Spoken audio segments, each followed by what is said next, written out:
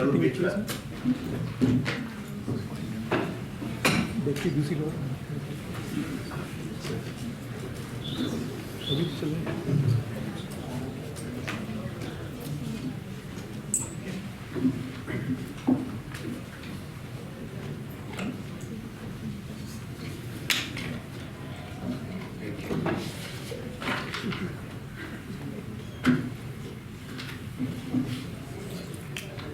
It was really interesting to read the word climate chaos. We started with the word climate change, then the climate crisis, and now we have reached the stage of climate chaos. Probably the chaos indicates that there is no point of return now unless we take serious steps, as has been highlighted by the previous two panelists. And the danger I apprehend now, after this war, is that many experts in their discussions, now they are saying that if Iran had a nuclear weapon, America and Israel would have not attacked. That means Iran should produce the nuclear weapons.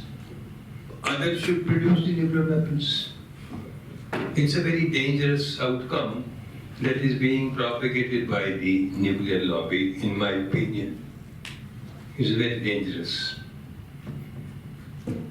Our organization has studied the health impacts of the nuclear war, along with some environmental groups, Lady Shia and others from the University, Rutgers University in the US, and Ira Alfand, one of our co-presidents of our IPNW. They have made several publications on that. And a hypothetical study, of course, a scientific study which cannot be refuted. They concluded that if a limited nuclear war occurs regional level between India and Pakistan, what will happen? 2 billion people would end up with starvation. And how they explain? Because the nuclear weapon, when it will explode, it will send a lot of soot and smoke into the atmosphere. And soon there will be a blockage to the sun rays from coming to the earth, and there will be nuclear winter. Once the nuclear winter will be there will be failure of the crops. This will lead to starvation. This will lead to wars further in the pursuit of food. And the poor people in the poorer countries will be affected the most, because we are already lacking the required calories for a healthy life. Around 2,800 calories we would need every day, but our calorie intake is much less than that, as we all know. Then the same study concluded, did another job. They found that if an all-out nuclear war occurs between Russia and USA, then 6.7 billion people would be dead in 2 years. That's a huge number, means 2/3 of or 3/4 of Earth's population dies. So practically the civilization ends. And then in such situation, when there is a talk that Iran should produce nuclear weapons, when we came here, Tarun, my brother, was with me, and we were sitting in the lobby, and that Aztec TV was there. It was showing that Iran has used the nuclear weapons. Iran the nuclear weapon has Malkali. I said, there is no such news. False propaganda, 1-2 lines they used, then after that they did not repeat that. So I think this book from Hasan Abdullah is a warning signal, and this is a yeoman's job that he has done, writing this book. enlightening us. So the take-home message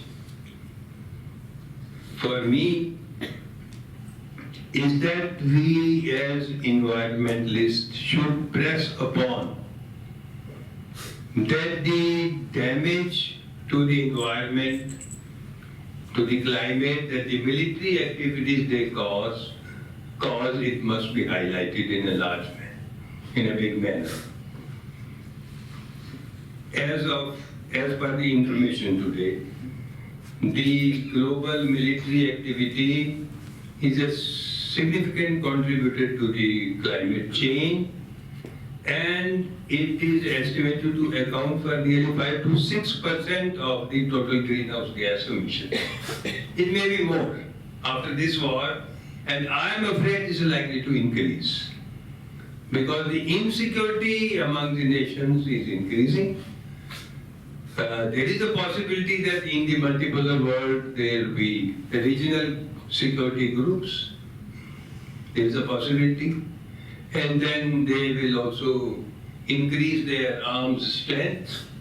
The arms industry will be happy to help them to make profits. And the US imperialism will not sit like this. They will also keep on doing this. Another, the conferences on the climate change, 7 conferences have occurred. They have hardly discussed the points of militarism and the impact on the environment. The major international agreements such as the UN Framework Convention on Climate Change and the Paris Agreement have played a crucial role in shaping global climate action. However, they largely ignore military emissions and the environmental impact of the wars. And Gaurav has very nicely explained in details how much damage every bomb and every missile causes.